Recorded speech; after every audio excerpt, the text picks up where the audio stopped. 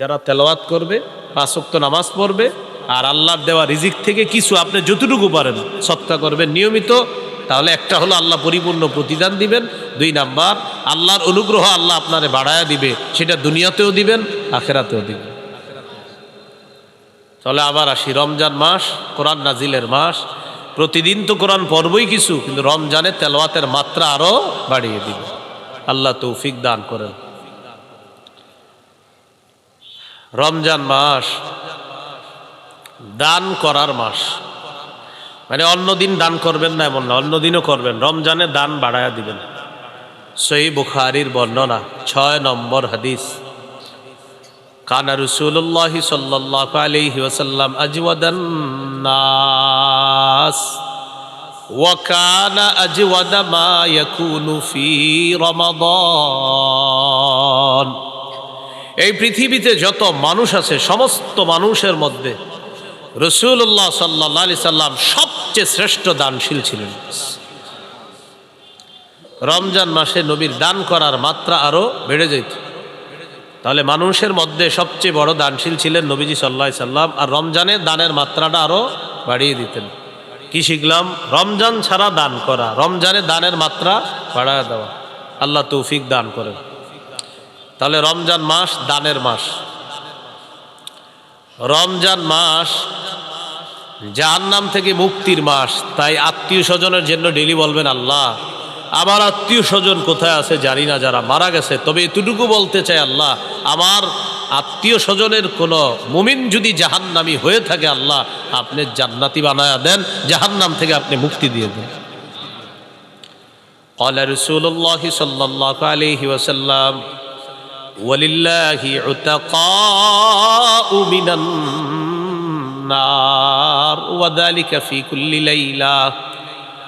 নবীজি বলেন, জাহান্নাম থেকে অসংখ্য অগণিত জাহান্নামীকে রমজানের প্রতি রাতে মুক্তি দেওয়া হয়। প্রতি রাতে অসংখ্য অগণিত জাহান্নামীকে মুক্তি দেওয়া হয়।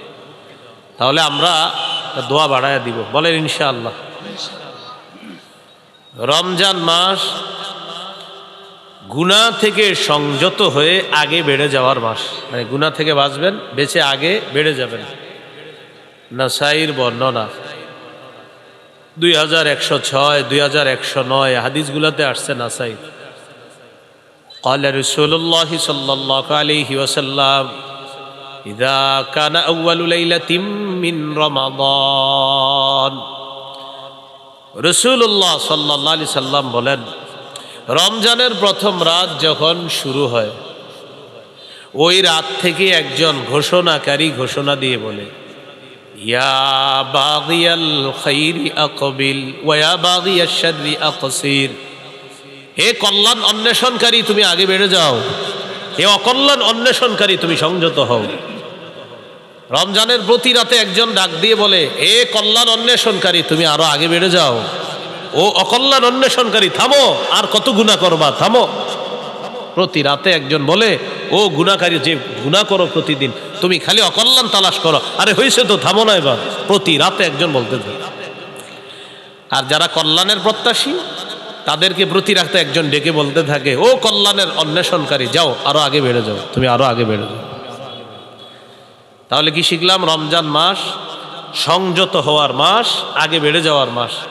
আমরা ইবাদতের মাধ্যমে আমরা যেন আগে বেড়ে যেতে পারি, আল্লাহ তৌফিক দান করেন। রমজান মাস নেকির কাজ আগের মাসে যা করছেন এই মাসে করলে এই নেকিটা আল্লাহ আরো বাড়ায় দিবে, সওয়াব বহুগুণে বৃদ্ধি করার মাস হলো রমজান মাস। এক আনসারী নারীকে রাসূল সাল্লাল্লাহু আলাইহি সাল্লাম বললেন, ক্বালা রাসূলুল্লাহি সাল্লাল্লাহু আলাইহি ওয়াসাল্লাম লিইমরাআতিন মিনাল আনসার। নবীজি এক আনসারী নারীকে বললেন, ইআতামিরি, রমজান মাসে তুমি উমরা করো। রমজানে কি করো? তুমি উমরা করো। ফাইন্না উমরাতান ফীহি তা'দিলু হাজ্জাতান। রমজান মাসে উমরা করা হজের সমতুল্য হয়ে যায়। দেখছেন নি? রমজানে উমরা করবেন, হজের সমতুল্য। এজন্য আপনারা যারা উমরার নিয়ত আছে অনেকের, মাশাআল্লাহ, আপনি পারলে একটু রমজানে উমরা করেন। ফাইন্না উমরাতান ফিহি, রমজানে উমরা করা তাদিলু হাজ্জাতান, হজের সমতুল্য হয়ে যায়। আল্লাহ যাদেরকে সামর্থ্য দান করছে একবার রমজানে একটু গিয়ে দেখেন কি অবস্থা হয় সেখানে। আল্লাহ তৌফিক দান করেন। তাহলে রমজান মাস সওয়াব বহুগুণে বৃদ্ধির মাস। এই মাস হলো কি মাস? রমজান মাস। রমজান মাস শয়তানকে শিকলে আবদ্ধ করার মাস। قال رسول الله صلى الله عليه وسلم إذا كان أول ليلة من شهر رمضان صفدت الشياطين وفي رواية سلسلة الشياطين ومردة الجن। রমজানের প্রথম রাত যখন শুরু হয়, অবাধ্য জিনগুলাকে শিকলে আবদ্ধ করা হয়, শয়তানকে শিকলে বন্দী করা হয়। তাহলে রমজানে আমরা দুষ্টামি করি কেন? রমজান মাসে শয়তান তো শিকলে আবদ্ধ, রমজানে এরপরে গুনাহ করে না অনেকে? এটা কেন করে বলেন? অভ্যাসগত গুনাহ। কি গুনাহ? রমজানে যারা গুনাহ করে এটা অভ্যাসগত গুনাহ করে। প্রতিদিন রাত 7টা বাজে সে রিমোট দিয়ে টেলিভিশন ছাড়ে। রমজানে আপনার ইফতারির পরে কি করছে? 7টা বাজে বাস রিমোটটা হাতে নিয়ে ছেড়ে দিছিল। স্ত্রী বলে রমজান মাস আপনারা জানেন না? ও ইন্নালিল্লাহি ইন্না ইলাইহি, মানে ওনার মনে নেই, আসলে উনি যে রমজান এটা মনে নেই। আজকে রিমোটটা নিছে রমজানে, কি কারণে? অভ্যাস। ওই যে প্রতিদিন টেলিভিশন ছাড়ে, রমজানেও ছাড়ছে, অভ্যাসগত গুনাহ। এখান থেকে কি বোঝা যায়? আপনি আজকে থেকেই গুনাহ ছেড়ে দেওয়ার অভ্যাস করেন, না হয় রমজানে গিয়ে অভ্যাস ছাড়তে পারবেন না। আল্লাহ তৌফিক দান করেন। আল্লাহ তাআলা পবিত্র কোরআনে বলেন, ওয়াযারু যাহিরাল ইসমি ওয়া বাতিনাহ, প্রকাশ্য গুনাহ গোপন গুনাহ ছেড়ে দাও। রমজানের প্রস্তুতির মধ্যে এটা একটা প্রস্তুতি, প্রকাশ্য গুনাহ গোপন গুনাহ ছেড়ে দাও। তাহলে আজকে থেকে প্রকাশ্য পাপ গোপন পাপ সবগুলা ছেড়ে দিব, বলেন ইনশাআল্লাহ। সূরা আনআমের 151 নম্বর আয়াতে আল্লাহ বলেন, ওয়ালা তাকরাবুল ফাওয়াহিশা মা যাহারা মিনহা ওয়া মা বাতান, প্রকাশ্য অশ্লীলতা গোপন অশ্লীলতার কাছেও যেও না। প্রকাশ্য অশ্লীলতা গোপন অশ্লীলতার কাছেও যেও না। আপনি মোবাইলে কিছু গুনাহ করেন, রাতে দরজা বন্ধ করে আড়ালে আবডালে, যা আপনার মা জানে না, আপনার বাবা জানে না, আল্লাহ দেখছে আপনাকে প্রতিটা মুহূর্তে। এই প্রকাশ্য পাপের কাছে যাওয়াটা এখনই ছেড়ে দেন। যেমন জিনা নামক পাপের মধ্যে অনেকে জড়িয়ে পড়ে মোবাইলের মাধ্যমে। কানের জিনা, চোখের জিনা, ভিডিও কলে কথা বলছেন, যার সাথে কথা বলা হারাম, চোখের জিনা হচ্ছে। যার সাথে কথা বলা হারাম তার সাথে কথা বলছেন, মুখের জিনা হচ্ছে। দেখে দেখে কথা বলছেন, চোখের জিনা। কানে শুনছেন তো কানের জিনা। মোবাইলে কোনো SMS লেখছেন খারাপ তাকে, এটা হাতের জিনা হচ্ছে। তার সাথে সাক্ষাৎ করবেন, পা দিয়ে হেঁটে হেঁটে রওনা করলেন, পায়ের জিনা হচ্ছে। অন্তরে কল্পনা করছেন সে দেখতে এমন এমন, অন্তরের জিনা হচ্ছে। সহিহ বুখারী 6612 নম্বর হাদিস। রাসূলুল্লাহ সাল্লাল্লাহু আলাইহি সাল্লাম বলেন, ইন্নাল্লাহা কাতাবা আলা ইবনি আদম হাজ্জাহু মিনাজ জিনা আদরাকা যালিকা লা মাহালা। আল্লাহ তাআলা আদম সন্তানকে জিনার পরীক্ষা দ্বারা পরীক্ষা করেন। এই পরীক্ষায় সবাই পড়বে। ফাজিনাল আইনি আন নাজরু, চোখের জিনা হলো দেখা।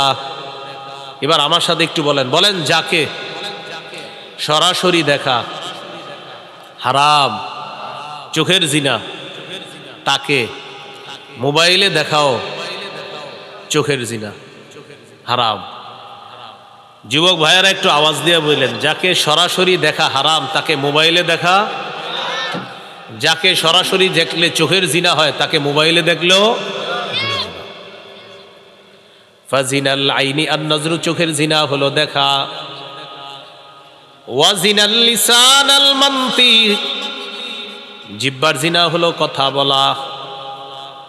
ওয়ান নাফসু তামান্না ওয়া তাশতাহি, অন্তরের জিনা হলো কল্পনা করা। আপনি কল্পনা করছেন মনে মনে, অন্তরের জিনা। সত্যি করে বলেন, এই জিনায় মানুষ কি পরিমাণ প্রতিদিন প্রতিনিয়ত জড়িয়ে পড়ছে। আর কত বলেন, কবে আপনি গুনাহ ছাড়বেন? আর কত নেয়ামত আল্লাহর ভোগ করার পর আপনার উপলব্ধিতে আসবে যে আমি আল্লাহটা খাইতেছি, আল্লাহটা ভোগ করতেছি, সে আল্লাহ নাফরমানি আমি করতেছি। কিন্তু কবে আপনার বুঝ আসবে যে না, আমার নাফরমানি করা উচিত না? আল্লাহ বলতেছেন গুনাহ ছেড়ে দাও, প্রকাশ্য গুনাহ, গোপন গুনাহ। আল্লাহ বলতেছেন পাপের কাছে যাও না, অশ্লীলতার কাছে যেও না। সূরা বনী ইসরাঈল 31 নম্বর আয়াতে বললেন ওয়ালা তাকরাবুজ জিনা, বান্দা জিনার কাছেও যাও না। বলেন নাই জিনা কইরো না, বলছে জিনার কাছেও যাও না। এই আয়াতের ব্যাখ্যায় মুফাসসিরিন কেরাম বলেন মা ইউকাররিবু ইলা জিনা, যা জিনা পর্যন্ত বান্দাকে পৌঁছে দেয় এটার কাছে যাওয়া যাবে না। বান্দাকে যে জিনিস জিনা পর্যন্ত পৌঁছে দেয় এটার কাছে বান্দা যাওয়া যাবে না। এই জন্য ভাইয়ারা, স্মার্টফোন ব্যবহার করলে যার বেশিরভাগ অংশ আপনার গুনাহ হয় তা আপনি না করাই উত্তম। যদি স্মার্টফোন ব্যবহারে এমন হয় বিষয়টা যে আপনি 90% গুনাহ শুধু এটা দিয়ে করতেছেন আর 10% আপনি ভালো কাজ করেন, সেক্ষেত্রে আপনারাই বলেন 90 ভাগ গুনাহ করে এটা দিয়ে। যদি এমনটা হয় তো আপনি স্মার্টফোন কিভাবে ব্যবহার করেন বলেন? কারণ আপনি তো 90 ভাগ গুনাহ এটা দিয়ে করতেছেন। কোনো আলেম আপনাকে ডাইরেক্ট এটা বলবে না যে তুমি ব্যবহার করবে না, কিন্তু আলেম বলবে তোমার যদি এটা দিয়ে সারাক্ষণ গুনাহ হয় তাহলে তো তুমি এটা ব্যবহার করবে। তো 90 ভাগ গুনাহ যেটা দিয়ে করতেছেন আপনি, না আপনি এটা ব্যবহার করতে পারছেন না। আপনি আপনার অফিসিয়াল কাজগুলো করেন, করে এটা রেখে দেন, কেউ আপনাকে না করবে না। কিন্তু আপনি এটা দিয়া পুরো দুনিয়ার সব গুনাহ আপনি পকেটের মধ্যে নিয়ে ঘুরতেছেন, তখন ওলামায়ে কেরাম আপনাকে বলবে না তুমি এটা ব্যবহার করবে না। এখন সত্যি করে বলেন, স্মার্টফোন দিয়ে কি গুনাহ হয় মানুষের? যদি বেশিরভাগ গুনাহ হয়, আপনার গুনার অংশ হয়, সেক্ষেত্রে মুফতিয়ানে কেরাম আপনাকে বলবে তুমি এটা চালাও। তো আমি বলছিলাম গুনাহ ছাড়ার অভ্যাস করেন। রমজান মাস অভ্যাসগত গুনাহটা যেন রমজানে আমাদের না হয়। সামনের রমজানটাকে চ্যালেঞ্জ হিসাবে নেন যে ইনশাআল্লাহ এবার আমি গুনাহ মুক্তভাবে রমজানকে স্বাগত জানাবো, আর রমজানেও আমি পরিপূর্ণ সগীরা কবিরা গুনাহ থেকে যথাসাধ্য চেষ্টা করব গুনাহ থেকে বেঁচে থাকার জন্য ইনশাআল্লাহ। আল্লাহ তৌফিক দান করেন। তাহলে শয়তান কোথায় বন্দী থাকে রমজানে? শিকলে। গুনাহ করি কেন? অভ্যাসগত গুনাহ। তাই কি করতে হবে? গুনাহ ছেড়ে দিতে হবে, গুনাহের কাছেও যাওয়া যাবে না। আল্লাহ পাপ থেকে বেঁচে থাকার তৌফিক দান করেন। রমজান মাসের একটা রাত আছে, এই রাতটা 1000 মাসের চাইতে উত্তম। সূরা কদরের 3 থেকে 5 নম্বর আয়াতে আল্লাহ বলেন লাইলাতুল কদরি খায়রুম মিন আলফি শাহ। লাইলাতুল কদর, কদরের রাতটা খায়রুম মিন আলফি শাহ, 1000 মাসের চাইতে উত্তম। কয় হাজার মাসের চাইতে? 21, 23, 25, 27, 29, 5টা বেজর রাতে ঘুমাবিনি না, সারা রাত ইবাদত করার চেষ্টা করবেন। 27কে কেন্দ্র করে অপেক্ষা থাকেন না, 21 ইবাদত করবেন, 23তম রজনীত ইবাদত করবেন, 25তম রজনীত ইবাদত করবেন, 27, 29তম রজনীত ইবাদত করবেন। বুখারীতে ইবনে আব্বাসের একটা রেওয়ায়াত আছে, উনি বলেন 24তম রজনীতেও লাইলাতুল কদর হতে পারে। বুখারীর বর্ণনা। কত? 24তম। এই বর্ণনা দেখার পর আমার নিজস্ব উপলব্ধি কি জানেন? শেষের দশকে জোর বেজোর বুঝি না, পুরা 10টা রাতই ইবাদতে কাটান। শেষের দশক পুরো ইবাদতে কাটান। এর সহজ সিস্টেম, এতেকাফে বসে যান। এতেকাফে বসে যান, বাস শেষ দশক, শেষ 10 রাতটা আপনি শুধু ইবাদতে কাটাবেন। এর সহজ উপায় কি? এতেকাফে যদি বসে যান তখন তো আপনি সারাক্ষণ ইবাদতে আছেন। সুবহানাল্লাহ। এই জন্য যারা এতেকাফে বসে তারা তো লাইলাতুল কদর পেয়েই যাবেন। জানটা শেষের দশকটা একদম মনোযোগ সহকারে প্রতিদিন ইবাদত করবেন, প্রতি রাত বেশি থেকে বেশি ইবাদত করবেন। আল্লাহ তৌফিক দান করেন। এরপরেও যেন বেজর রাত্রিগুলো একটাও আমাদের মিস না হয়। মনে থাকবে তো ইনশাআল্লাহ? আল্লাহ তৌফিক দান করেন। এই হলো রমজান মাসের গুরুত্ব। এখন আমরা জানবো রোজার গুরুত্ব। রোজা, রোজা, সিয়াম।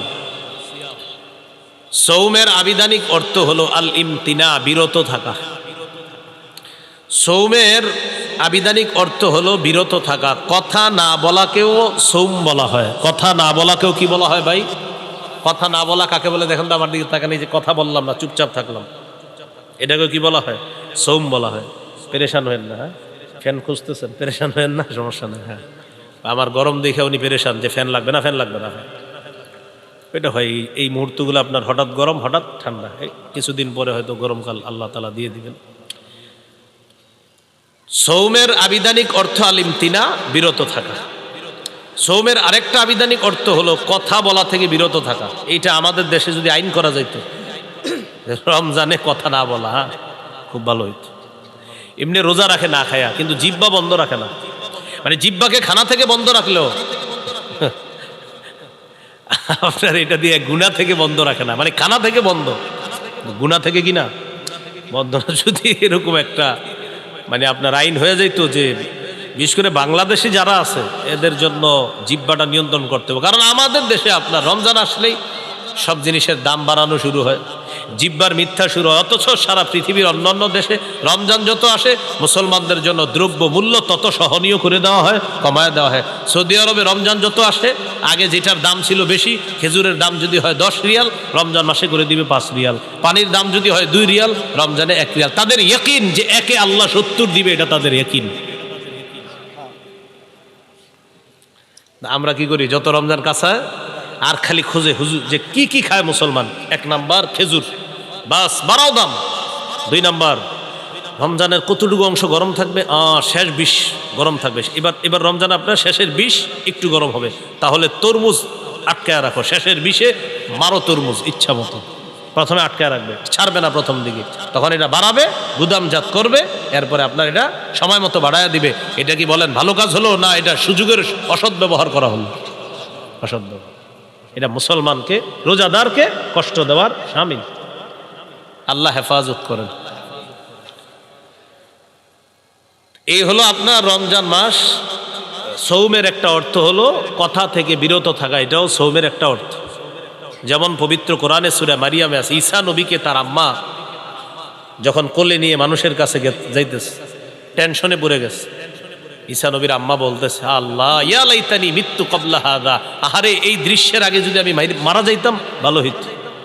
ওয়া কুনতু নাসিয়াম মানসিয়া, আমার যদি সব ভুলাইয়া দেওয়া হইতো, আমি যদি এমন হইতাম যে সব ভুলে গেছি তাহলে ভালো হতো। আমার যদি সবাই ভুলে যেত ভালো হতো, কারণ আমি এখন সন্তান নিয়ে যাব, আমার স্বামী নাই, কোনো পুরুষ আমাকে স্পর্শ করে না, জাতি তো আমাকে বলবে সন্তান করতে গেছ। তো বলতেছে ইয়া লাইতানি মিত্তু ক্বাবলা হাযা, হায় আমি যদি আর আগে মারা যাইতাম। ঈসা নবীর আম্মা এটা বলতেছে। তো আল্লাহ তাআলা ঈসা নবীর আম্মাকে বললেন, فَإِمَّا تَرَيِنَّ مِنَ الْبَشَرِ أَحَدًا فَقُولِي إِنِّي نَذَرْتُ لِلرَّحْمَنِ صَوْمًا فَلَنْ أُكَلِّمَ الْيَوْمَ إِنسِيًّا। তুমি যদি মানুষের মধ্যে কাউকে দেখো তোমারে ডিস্টার্ব করতে পারে মানুষ, তখন তুমি বলবা ইন্নী নাযারতু লিররহমানি সাওমা, আমি কথা না বলার মানত করেছি, আমি রহমানের জন্য কথা না বলার মানত করেছি। এই যে সৌমা, সৌমা মানে কথা না বলার মানত করা। তাহলে সৌমের একটা অর্থ কি? কথা না বলা। ফালান উকাল্লিমাল ইয়াউমা ইনসিয়া, আজ আমি কিছুতেই কার সাথে কথা বলবো না, কোনো মানুষের সাথে কথা বলবো না। মাহফিল হইতেছে নাকি? আর একটা কিসের আওয়াজ? কিছু ব্যস্তেছে মনে হয় কেউ মাইক দিয়ে। নিষেধ করেন তো, এরকম আপনাদের মাইক মাহফিলের পাশে মাইক বাজবে কেন? তো আল্লাহ তাআলা বললেন, মারিয়াম তুমি কোনো পুরুষকে যখন দেখবা, মানুষকে দেখার পর বলবা আমি রহমানের জন্য কথা না বলার মানত করেছি, আমি কারোর সাথে কথা বলবো না। খুব মন দিয়ে শুনবেন, বুঝাইতে চাইলাম সৌমের একটা অর্থ হলো কথা বলা থেকে বিরত থাকা। তো আমি বলতেছিলাম রমজান মাসে জিহ্বাটারে বিরত রাখার খুব চেষ্টা করা। কেন একটু বুঝেন। হাদিসে আসছে রাসূল সাল্লাল্লাহু আলাইহি সাল্লাম বলেছেন, সিয়াম হলো ঢাল, যতক্ষণ এই ঢালটাকে ছিদ্র না করা হবে। বলেন তো সিয়াম কি? ঢাল, জাহান্নাম থেকে বাঁচার ঢাল। এটাকে যতক্ষণ কি না করা হবে, ছিদ্র। রোজা নামক ঢাল ছিদ্র হয় 2টি অপরাধে। কয় অপরাধে? মিথ্যা এবং গীবত। এখন আপনারা বলেন মিথ্যা গীবত হয় কি দিয়ে? জিহ্বা দিয়ে। তাহলে রমজানের রোজাটা হলো ঢাল, ততক্ষণ যতক্ষণ এটাকে ছিদ্র না করা হবে। রমজান নামক রোজা বা রমজানের মাসের যে রোজা, এই রোজা নামক ঢালটা ছিদ্র হয় 2টি অপরাধে। একটি হলো মিথ্যা বলা, আরেকটি হলো গীবত করা।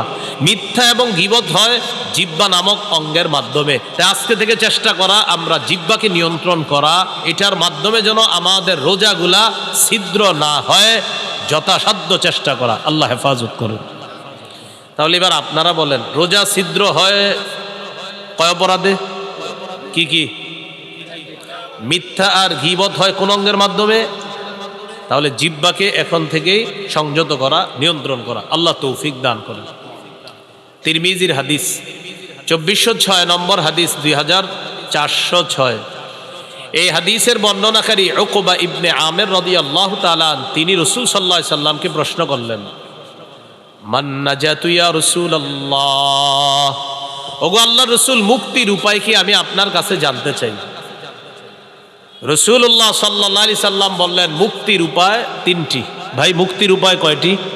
তিনটি। এক নাম্বার, আমসিক আলাইকা লিসানাক, তুমি তোমার জবান সংযত রাখবা, জিহ্বা সংযত রাখবা, এটা মুক্তির এক নাম্বার উপায়। এখান থেকে বোঝা যায় জিহ্বা আপনাকে বিপদে ফেলবে। নবী বললেন মুক্তির এক নাম্বার উপায় জবান নিয়ন্ত্রণ করবা। দুই নাম্বার, ওয়ালিয়াসাকা বাইতুকা, তোমার ঘর যেন তোমার জন্য প্রশস্ত হয়। এটার উদ্দেশ্য হলো আপনি কাজ শেষ করে তাড়াতাড়ি বাসায় চলে যাবেন। 6টা বাজে বাসায় যাওয়ার কথা, আপনি রাত 10টা 11টা বাজছে এখনো বাসায় যান না। স্ত্রী ফোন দিয়েছে, কি ব্যাপার 6টায় বাসায় আসার কথা, সর্বোচ্চ 6:30 7টা বাজতে পারে, আপনি এখনো আসেন নাই কেন? ওই বন্ধুদের সাথে আছি। না, বন্ধুদের সাথে থাকা যাবে না। আপনার কাজ শেষ, বাসা, বাসা থেকে বের হয়েছেন কাজ, হয়তো কাজে নয়তো বাসা, নয়তো বাসা নয়তো কাজে, অন্য কোথাও থাকবেন না। নবী বলেন মুক্তির 2 নাম্বার উপায় বাসায় থাকো। কেন?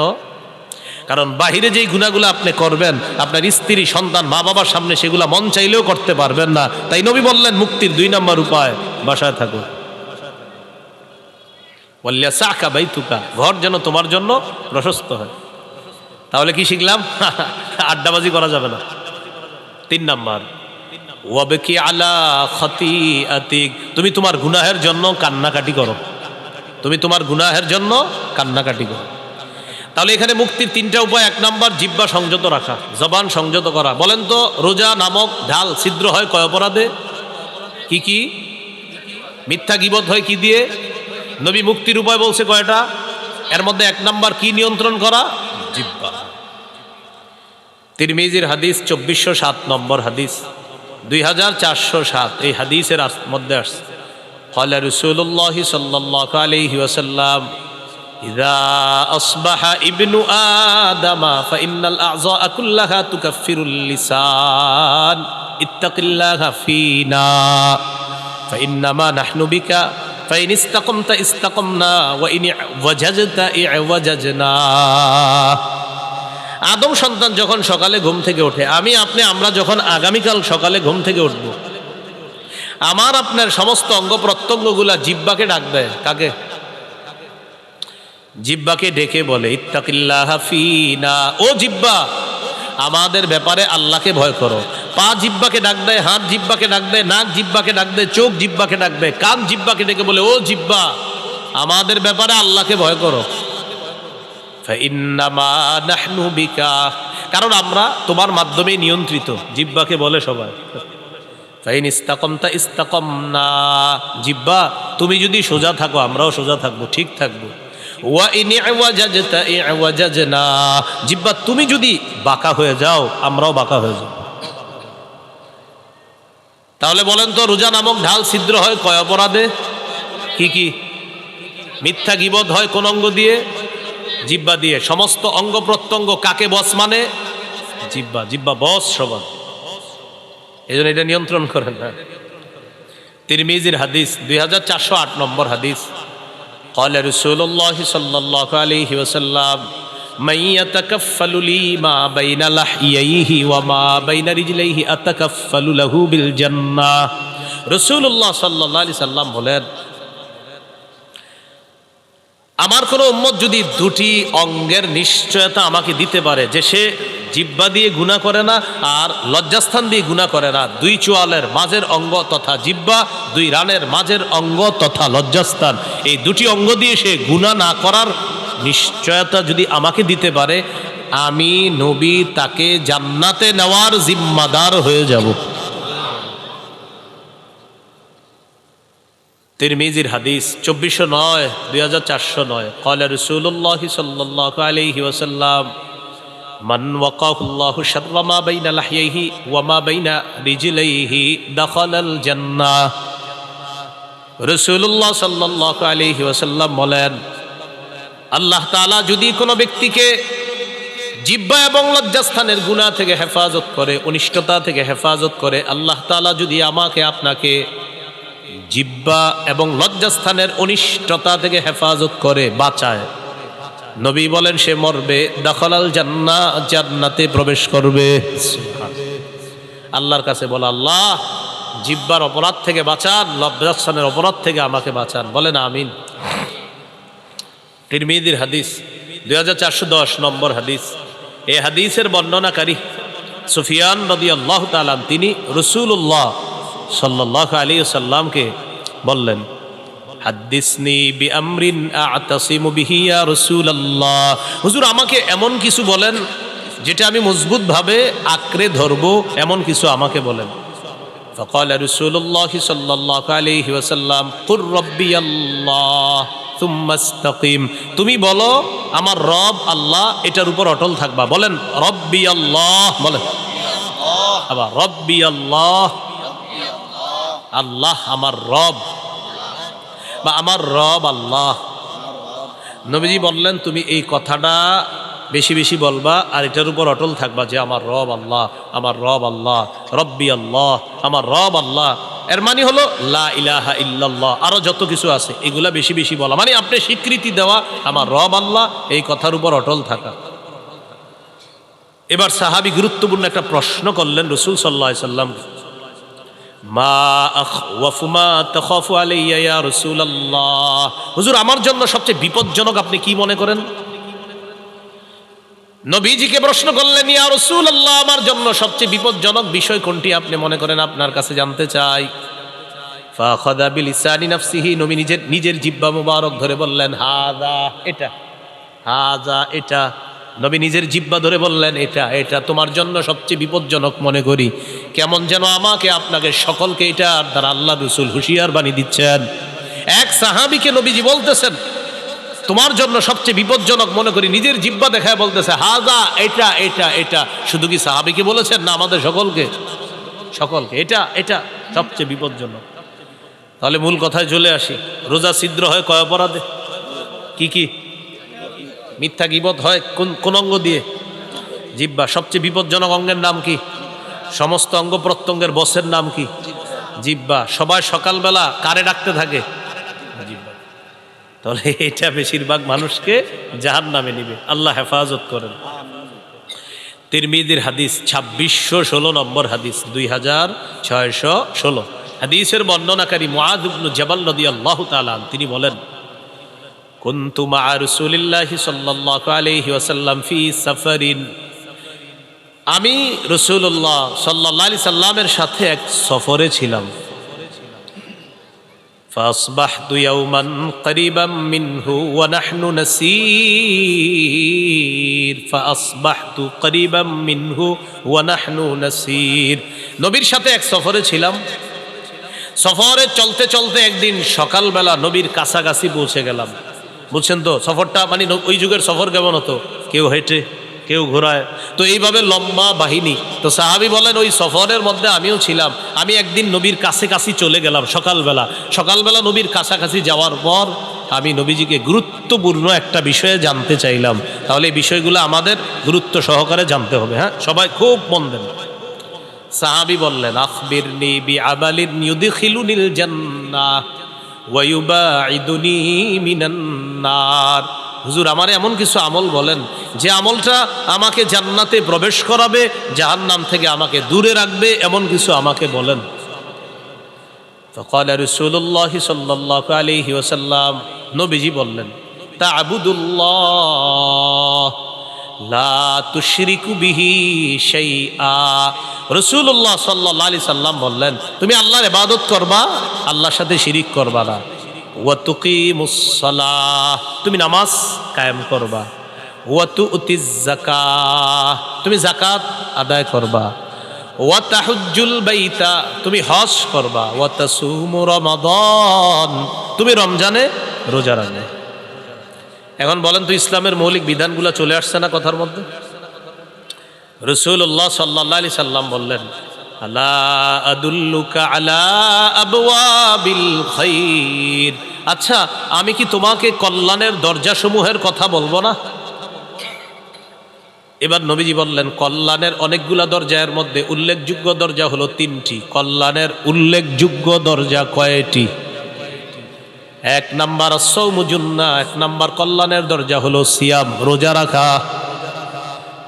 দুই নম্বর সাদাকাতু তুতফিউল খাতিআতা কামা ইউতফিউল মাউন নার। দুই নম্বর কল্যাণের দরজা হলো সদকা করা। সদকা এমন একটি ইবাদত, পানি যেমন আগুনকে নিভিয়ে দেয়, সদকা মানুষের গুনাহগুলোকে ধুয়ে মুছে সাফ করে দেয়। তুতফিউ নিভিয়ে দেয়, সদকা গুনাহকে মিটিয়ে দেয়, নিভিয়ে দেয়। পানি যেমন আগুনকে নিভিয়ে দেয়, তো সদকা গুনাহকে এমনভাবে মিটিয়ে দেয়, বিলীন করে দেয়, পানি যেমন আগুনকে বিলীন করে দেয়, মিটিয়ে দেয়। তো সদকা দুই নাম্বার দরজা। তিন নাম্বার ওয়াসসালাতুর রাজুলি বিজাউফিল লাইল, রাতে তাহাজ্জুদ পড়া। কি পড়া? রাতে তাহাজ্জুদের নামাজ পড়া রাতের বেলা। এখন আপনার রিজিক দরকার, কল্যাণ দরকার, তো এই তিন ইবাদত বাড়ায় দিতে হবে আপনার। রোজা রাখা, সদকা করা, তাহাজ্জুদ পড়া। বলতে পারেন হুজুর আমার তো টাকাই নেই, সদকা করবো কি? 1 টাকা দিবেন, 1 টাকা থাকলে 1 টাকাই সদকা করবেন। তাহলে রোজা রাখা, সদকা করা, তাহাজ্জুদ পড়া, এটা হলো আপনার কল্যাণের দরজা। নবীজি এটা বলার পর বললেন, আলা উখবিরুকা বিরাসিল আমরি কুল্লিহি ওয়া আমুদিহি ওয়া দিরওয়াতি সানামি। আচ্ছা, আমি কি তোমাকে কোনো জিনিসের মূল কোনটা এটা বলবো না, খুঁটি কোনটা এটা বলবো না, আর সর্বোচ্চ চূড়া কোনটা এটা বলবো না? তখন নবী বললেন, রাসুল আমরি আল ইসলাম, মূলের নাম ইসলাম। সুবহানাল্লাহ। ভাই, মূলের নাম কি? ওয়া আমুদুহু আস-সালাহ, খুঁটির নাম নামাজ। ওয়া দিরওয়াতু সানামিহি আল জিহাদ, সর্বোচ্চ চূড়ার নাম হলো জিহাদ, সর্বোচ্চ শিখরের নাম হলো জিহাদ। তাহলে মূলের নাম ইসলাম, খুঁটির নাম নামাজ, সর্বোচ্চ শাখা চূড়া এটার নাম হলো জিহাদ। তাহলে মূলের নাম, খুঁটির নাম, সর্বোচ্চ চূড়া জিহাদ। এখন একটু মন দিয়ে বুঝেন তো, নামাজের কথা আসছে, রোজা, হজ, যাকাত, জিহাদ, সদকা, এরপরে আপনার কল্যাণের দরজা, ইসলাম, সব কিছু চলে আসছে ওয়াজের মধ্যে। এর মানে আমাদের নবী মৌলিক যে ওয়াজটা করেছেন ওই সাহাবীকে, এই মৌলিক কথাগুলা গবেষণা করলে আপনি সারা জীবন কাটাই দিতে পারবেন। ওই সাহাবীকে এই ওয়াজগুলা করলেন, করার পর নবীজি সর্বশেষ যেটা বললেন, আপনার আশ্চর্য হবেন এটা শুনলে। নবীজি এগুলা বলার পর সাহাবীকে বললেন, আলা আদুল্লুকা আলা মালাকি যালিকা কুল্লিহি, আমি যে তোমাকে এতগুলা কথা বললাম, ইবাদত করতে বললাম, নামাজ পড়তে বললাম, যাকাত দিতে বললাম, হজ করতে বললাম, রোজা রাখতে বললাম, কল্যাণের দরজাসমূহের পরিচয় তোমাকে দিয়ে দিলাম, সদকার কথা বললাম, তাহাজ্জুদের কথা বললাম, জিহাদের কথা বললাম, খুঁটির কথা বললাম, সর্বোচ্চ চূড়া জিহাদ এটার কথাও বললাম, ইসলামের কথাও বললাম। নবীজি বলেন, এই সবগুলা বিষয় তোমাকে বললাম, এর সার নির্যাসটা কি আমি তোমাকে বলবো না? এগুলার সার নির্যাসটা কি তোমাকে বলবো না? সার নির্যাসটা এখনো বাকি আছে, সেটা কি তোমাকে বলবো না? এখন আপনারা বলেন, সার নির্যাসটাই তো আমাদের দরকার। সাহাবী অবাক, এতক্ষণ সুন্দর ওয়াজ করলেন নবীজি, এখনো নাকি সার নির্যাস বাকি। তো নবী সার নির্যাস বলার সময় বললেন, আখাদা বিল ইনসানিহি, জিব্বা ধরলেন, ধরার পর বললেন, মুআজ কুফা আলাইকা হাজা, এটা নিয়ন্ত্রণ করো, উপরের সব ওয়াজ ঠিক থাকবে। এটা নিয়ন্ত্রণ করো, সব ঠিক থাকবে। মানুষ জিব্বার মাধ্যমে তার আমলগুলো নষ্ট করে দেয়, সব বরবাদ করে দেয়। রাতে তাহাজ্জুদ পড়ছে 3টার দিকে, কয়টা? তো পাশাপাশি 2 জন হাঁটে সকালে। তো আমি ওনারে খালি বলি, আপনার বিড়ালটা 3টা বাজে এত ডিস্টার্ব করে ওনারে। উনি আমার একদিন বলে, আচ্ছা 3টায় ডেলি আপনারে ডিস্টার্ব করে কেন? তা আমি বললাম, 3টায় তাহাজ্জুদ পড়ি তো, এই জন্য বিড়ালটা ওই সময় আমার ডিস্টার্ব। মানে আমার এতদিন বিড়াল বলার মাকসাদ হলো ওনারা জানানো আমি যে 3টায় তাহাজ্জুদ পড়ি। আসলে ওনার বিড়াল ডিস্টার্ব করে এটা আমার মূল উদ্দেশ্য না। উদ্দেশ্য উনি আমারে বলবে যে আচ্ছা বিড়ালটা 3টায় ডিস্টার্ব করে কেন আপনার? 3টা একেও না, 59ও না, 2টা, কিন্তু আপনার 3টায় ডেলি ডিস্টার্বটা করে কেন? আসলে ভাইজান আমি 3টায় তাহাজ্জুদ পড়ি তো, এই জন্য ডিস্টার্ব করে। উদ্দেশ্য আমি তাকে জানানো যে আমি যে তাহাজ্জুদ পড়ি, জিব্বা রাতের আমলগুলা সব বরবাদ করে দিল। ভাই কথা বুঝে আসছেনি? তো নবীজি বললেন সব ঠিক থাকবে, এইটা ঠিক রাখো। এটা সাহাবী প্রশ্ন করলেন, ইন্না লামুআখাযুনা বিমা নাতাকাল্লামু বিহি ইয়া রাসূলুল্লাহ, ইয়া রাসূলুল্লাহ, জিহ্বার অপরাধেও কি আমাদেরকে পাকড়াও করা হবে, ধরা হবে? আপনার কাছে জানতে চাই। নবীজি বললেন, হাল ইয়াকুব্বুন নাসা ফিন-নারি আলা ওয়ুজুহিহিম আও আলা মানাখিরিহিম ইল্লা হাসাইদু আলসিনাতিহিম। বেশিরভাগ মানুষের মাথাটা নিচের দিকে, পাগুলা উপরের দিকে দিয়ে জাহান্নামে সেকে নিক্ষেপ করা হবে শুধু তার জিহ্বার কর্তৃত ফসলের কারণে, জিহ্বার অপরাধের কারণে তাকে জাহান্নামে নিক্ষেপ করা হবে শুধুমাত্র জিহ্বার অপরাধে। তাহলে বলেন বেশিরভাগ মানুষ জাহান্নামে যাবে কোন অঙ্গের অপরাধে? রোজা ছিদ্র হয় কয় অপরাধে? কি কি? মিথ্যা গীবত হয় কোন অঙ্গ দিয়ে? জিহ্বার কারণে বেশিরভাগ মানুষ কোথায় যাবে? নবী বললেন জাহান্নাম থেকে বাঁচার ঢাল হলো রোজা। রোজা ছিদ্র হয় মিথ্যা আর গীবতের মাধ্যমে, মিথ্যা গীবত হয় জিহ্বা দিয়ে। নবী বলেন জিহ্বার কারণে বেশিরভাগ মানুষ জাহান্নামে। আল্লাহ আমাদেরকে হেফাজত করো। তাহলে জিহ্বার গুনাহ থেকে বাঁচবো তো ইনশাআল্লাহ। এই হলো সৌমের আবিধানিক অর্থ। মনে আসেনি? মনে নাই? সৌমের আবিধানিক অর্থ বিরত থাকা, আর আরেকটা হলো বললাম কথা বলা থেকে বিরত থাকাকেও সৌম বলা হয়। তো এখান থেকে বলছিলাম যদিও কথা বলা জায়েজ আছে, তো উল্টা পাল্টা কথা আমরা না বলা, কারণ এটার মাধ্যমে রোজা নামক ঢাল ছিদ্র হয়ে যাবে। পারিভাষিক অর্থ আল ইমসাক আনিল মুফাত্তিরাতিস সালাস ওয়া হিয়া আত-তাআম ওয়াশ-শারাব ওয়াল-জিমা। তিনটি জিনিস থেকে বিরত থাকার নাম মৌলিকভাবে সিয়াম। খানা পান করা, স্ত্রী সহবাস থেকে বিরত থাকা, এটার নাম হলো সিয়াম। এটা পারিভাষিক অর্থ। রমজানের রোজা যে ফরজ করা হয়েছে 4টি ধাপে ফরজ করা হয়েছে। কয় ধাপে? বাস একটু যদি আপনারা মন দিয়ে শোনেন আশা করি বিষয়গুলো ক্লিয়ারভাবে বুঝে আসবে। একটু আমার সাথে বলেন। বলেন অভ্যাস, আদেশ, ফরজ, তবে একটু ছাড়। বলেন 4 নাম্বার ফরজ, কোনো ছাড় নাই। আবার 1 নাম্বার, বলেন 1 নম্বর অভ্যাস, 2 আদেশ, 3 ফরজ, তবে ধনীদের জন্য ছাড় ছিল। বলেন ধনীদের জন্য 4 নাম্বার। বলেন 4 নাম্বার ধনী গরিব সবার উপর ফরজ, কোনো ছাড় নাই। এই 4টি ধাপে রমজানের রোজা ফরজ করা হয়। 1 নাম্বার অভ্যাস, তিরমিজির হাদিস, 761 নম্বর হাদিস। আবু যর গিফারি রাদিয়াল্লাহু তাআলা আনহুকে রাসূলুল্লাহ সাল্লাল্লাহু আলাইহি সাল্লাম বলেন, আবু যর ইযা সুমতা মিনাশ শাহরি সালাসাতা আইয়াম, তুমি যদি প্রত্যেক মাসে 3টি রোজা থাকতে চাও, ফাসুম সালাসা আশরাতা ওয়া আরবাআ আশরাতা ওয়া খামসা আশরাতা, তুমি যদি প্রতি মাসে 3টি রোজা রাখতে চাও তাহলে 13, 14, 15 রাখবা। যদি চাও তাহলে রাখবা। অভ্যাস, মন চাইলে রাখতে পারো। তাহলে প্রথমে নবী অভ্যাস করাইলেন সাহাবায়ে কেরামকে যে তুমি যদি 3টা রোজা রাখতেই চাওই মাসে তাহলে 13, 14, 15 আরবি মাসের এই রোজাগুলো রাখবা। আর হাদিসে আসছে মান সামা সালাসাতা আইয়ামিন মিন কুল্লি শাহরিন কানা কামান সামাদ দাহর, যে ব্যক্তি প্রতি আরবি মাসে 3টা রোজা রাখবে, এর মানে 3, 11, 33টা রোজা। প্রতি আরবি মাসে 3টা রোজা। মা বোনদেরকে এই কথাগুলো বললেন, তারা এই রোজাগুলো রাখতে খুব আগ্রহী। পুরুষরা হয়তো কাজ টাজ করে, অনেকে রাখে না।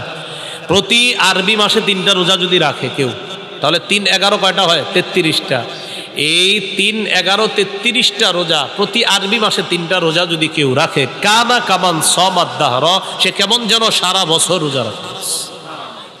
যদি এই অফারটা রমজান মাসের পরে শাওয়াল মাসেও আছে। রাসূলুল্লাহ সাল্লাল্লাহু আলাইহি সাল্লাম বলেন, মান সামা রমাদান, যে ব্যক্তি রমজানের পুরা রমজান রোজা রাখলো, সুম্মা আতবাহু সিত্তাম মিন শাওয়াল, এরপরে শাওয়ালের 6টা রোজা রাখবে, কানাকা সিয়ামিদ দাহরি কুল্লি, সে যেন সারা বছর রোজা রাখলো। তাহলে একটা হলো 11 মাস, 3, 11, 33টা, এটা একটা অফার আছে। আর একটা হলো শাওয়ালের 6টা রোজা, ওইটাও একটা অফার আছে। তো যাই হোক, আমাদের মূল আলোচনা ছিল 1 নাম্বার অভ্যাস। নবীজি অভ্যাস করেছে, চাইলে 3টা রোজা আরবি মাসে রাখতে পারো। 2 নাম্বার কি ছিল? আদেশ।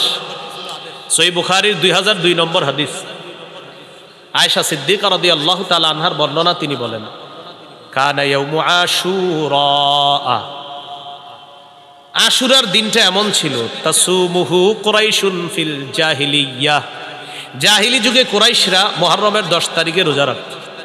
ওয়া কানা রাসূলুল্লাহ সাল্লাল্লাহু আলাইহি ওয়াসাল্লাম ইয়াসুমু, নবীজিও মুহররমের 10 তারিখে রোজা রাখতেন। খুব বুঝেন, জাহিলি যুগে কুরাইশরা মুহররমের 10 তারিখে রোজা রাখত।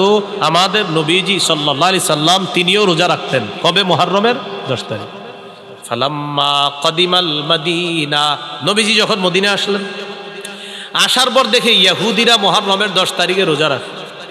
ফাকাল রাসূলুল্লাহ সাল্লাল্লাহু আলাইহি ওয়াসাল্লাম, নবীজি বলেন, আচ্ছা তোমরা আজকে রোজা রাখো কেন মুহররমের 10 তারিখে? ইহুদিরা জবাব দিল, হাদা ইয়াউমুন নাজ্জাল্লাহু ফীহি মূসা, এটা এমন একটা দিন যেই দিনে আল্লাহ মূসা নবীকে ফেরাউনের বাহিনী থেকে মুক্তি দিয়েছিলেন। ফাসামাহু শুকরান লিল্লাহ, মূসা নবী শুকরিয়া আদায় করার জন্য মুহররমের 10 তারিখে রোজা রাখছে। আমরা তার অনুসরণে মুহররমের 10 তারিখে রোজা রাখি। কাদের বক্তব্য? ইহুদিদের।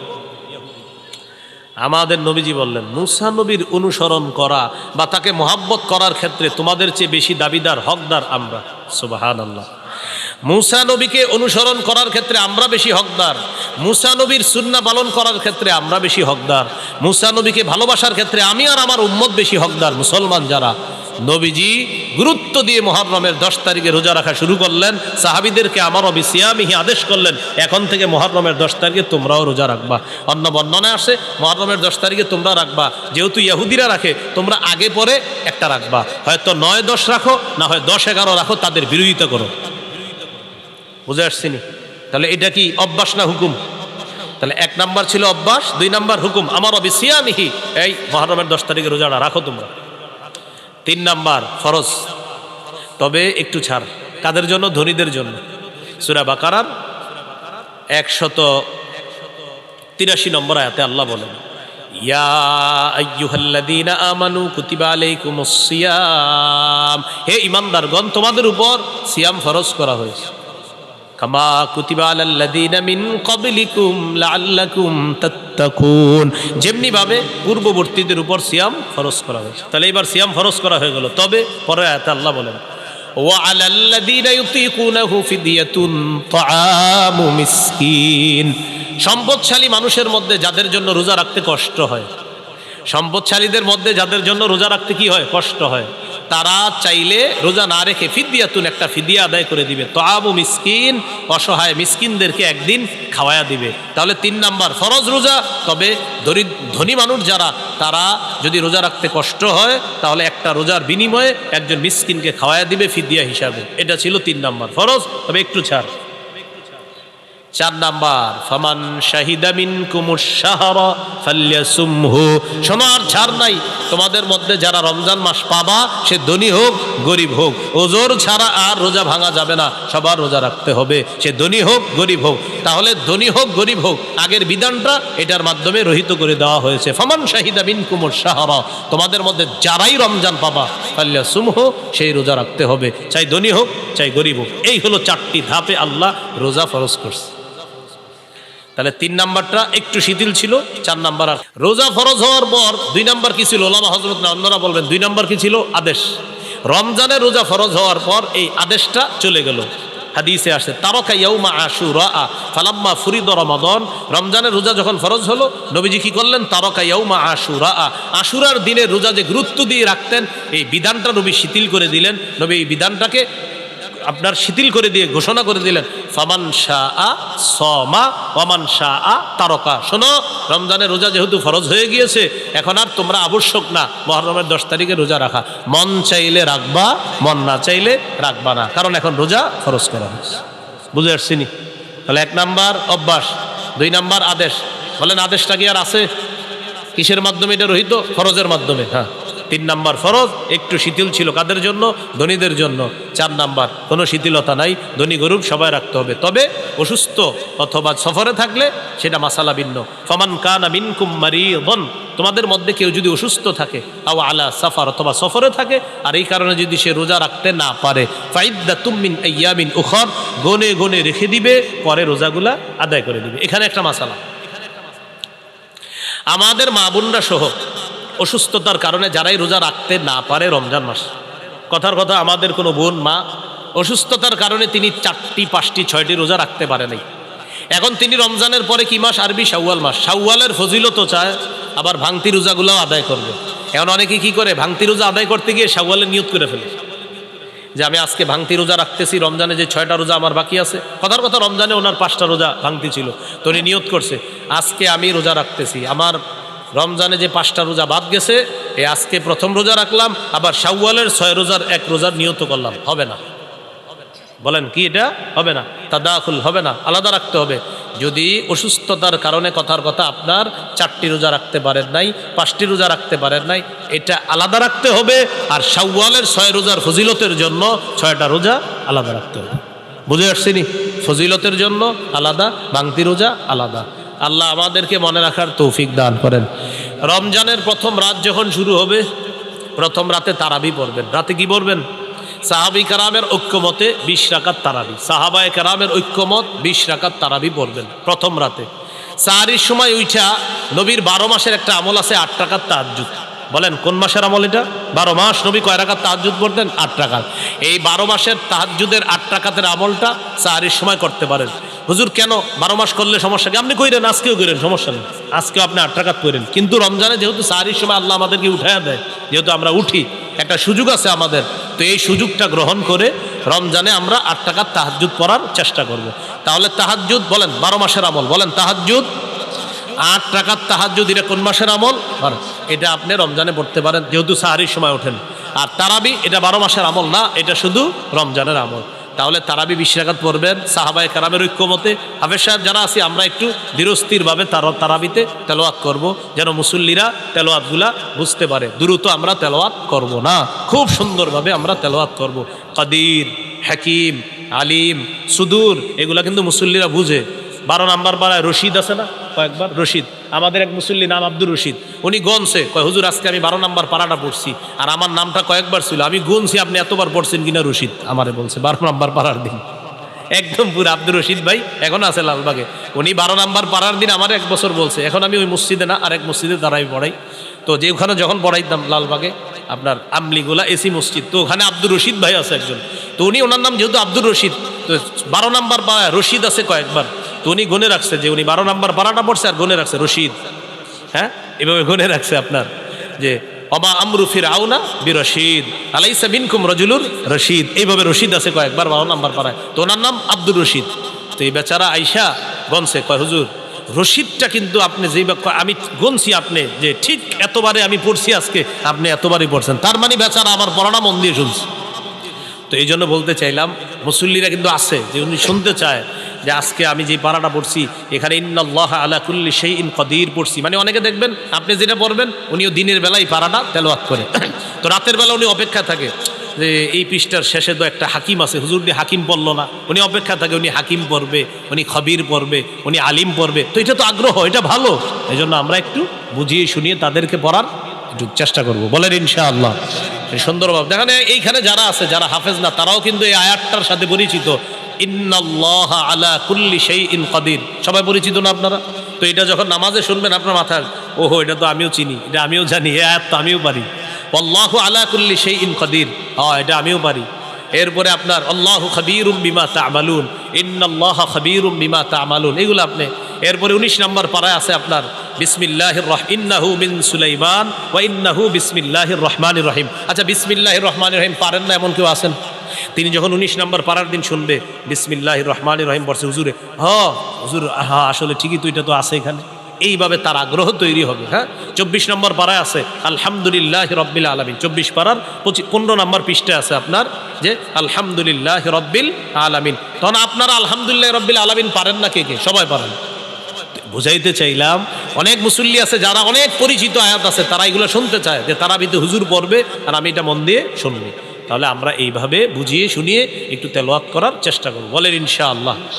তাহলে রমজান মাসে আমরা তারাবি পড়বো, সাহাবী কেরামের ঐক্যমতে 20 রাকাত তারাবি পড়বো, ধীরস্থিরভাবে পড়বো, আর 8 রাকাত তাহাজ্জুদ, এটা নবীজির 12 মাসের আমল। প্রশ্ন হলো হুজুর এটা 12 মাস করি না কেন? আপনি করেন, কোনো সমস্যা নাই, কিন্তু রমজানে যেহেতু সাহারির সময় আল্লাহ আমাদেরকে উঠি খাওয়ার জন্য 8 রাকাত তাহাজ্জুদ পড়ার চেষ্টা করব। রমজানে দিনের বেলা যদি কেউ আপনার কাছে আইসা আপনারে বলে ভাই কি অবস্থা, কেমন আছেন, বলবেন আলহামদুলিল্লাহ, তো তারাবি পড়ছেন? জি পড়ছি। এরকম কিছু লোক আপনারে বলবে কয় রাকাত পড়ছেন, বলবেন তারাই পড়ছি তো 20 রাকাত পড়ছি। 8 পড়েন নাই, বলবেন 8ও পড়ছি। 20 পড়ছেন, হ্যাঁ 20ও পড়ছি। আরে 20 8 দুটোটাই পড়ছেন, এটা কোনো কথা? পড়েন নাই কি? বলবেন ঝগড়া পড়ি নাই। কি পড়ি নাই? ঝগড়া। পড়ছেন কি? বলবেন 20ও পড়ছি 8ও পড়ছি। তো 20 কি বললেন? বলবেন সাহাবায়ে কেরামের ঐক্যমতে 20 রাকাত তারাবি, এটা পড়েছি। 8 কি বললেন? নবীজির 12 মাসের আমল তাহাজ্জুদ 8 রাকাত, এটাও পড়েছি। পড়েন নাই কি? ঝগড়া পড়ি নাই, যেই নিয়তে আপনি আসছেন এটা আমি পড়ি নাই। আসসালামু আলাইকুম। নবীজি বলে দিয়েছেন ফাইন সাব্বাহু আহাদুন, কেউ যদি তোমার সাথে ঝগড়া করতে আসে বলবা ইন্নী ইমরুউন সাইম, ভাই আমি রোজাদার, ঝগড়া করতে পারবো না। মনে থাকবে তো ইনশাআল্লাহ? আল্লাহ তৌফিক দান করেন। ইনশাআল্লাহ আশা করি আমি আগামী 5-6 দিনের মধ্যে রমজান বিষয়ক আমার একটা কিতাব বের হয়ে যাবে ইনশাআল্লাহ। ওই মিম্বরের আমানত 8 খণ্ড আবাদত আসে, 9ম খণ্ডের মধ্যে আলোচনা হলো জাকাত, রমজান, হজ। 9ম খণ্ডের আলোচনা জাকাত, রমজান, হজ, কোরবানি, মুহররম। জাকাত, রমজান, হজ, কোরবানি, মুহররম, সফর। সফরে কিছু কুসংস্কার আছে, এই পুরো আলোচনাগুলো 9ম খণ্ডে আছে। তো ওলামা হজরতদের অনেকে বলে ওইটা কবে আসবে, আমি আসলে 6 মাস ধরে বলতেছি আসবে আসবে, এখনো আসে না। তো সর্বশেষ বলতেছি ইনশাল্লাহ আশা করি 5-7 দিনের মধ্যে এটা যে কোনোভাবে ইনশাল্লাহ আনার চেষ্টা করতেছি। তাও ইনশাল্লাহ কিন্তু বারবার বলতেছি, আপনার আবার এরকম বলার সুযোগ নাই। কই বললেন তো 5-7 দিনের মধ্যে, আসে নাই তো, বারবার বলতেছি ইনশাআল্লাহ আসবে। হ্যাঁ, তো এটা আপনারা একটু সংগ্রহ করে নেবেন। এখন ওই গাড়িতে 1 থেকে 8 খণ্ড আছে, এখন গাড়িতে 1 থেকে 8 খণ্ড আছে, যাদের প্রয়োজন হয় নিতে পারেন। 1 নম্বর খণ্ড সন্তানের 64টা অধিকার, 2য় খণ্ড শিরিক বেদাত কুফুর তাওহীদ, 3য় খণ্ড হালাল হারাম সুদ, 4র্থ খণ্ড স্বামী স্ত্রীর অধিকার, 5ম খণ্ড লা ইলাহা ইল্লাল্লাহর ব্যাখ্যা, 6ষ্ঠ খণ্ড নামাজ, 7ম খণ্ড পাক নাপাকের মাসালা। যেমন শীতকালে ইমাম সাহেবরা প্রশ্ন করেন হুজুর ঢিলা নিলে হবে না, পানি কি নিতে হবে? আর গরমকালে প্রশ্ন করে হুজুর পানি নিলে চলবে না, ঢিলা নিতে হবে। এখন করবেন কোনটা? এটা 7ম খণ্ডে আলোচনা আছে। 8ম খণ্ডে আপনার নামাজের মাসালাগুলা আলোচনা আছে 8ম খণ্ডে। যাদের প্রয়োজন হয় গাড়ির কাচ না ভেঙে গাড়ি থেকে সংগ্রহ করতে পারেন। আসসালামু আলাইকুম রহমতুল্লাহ।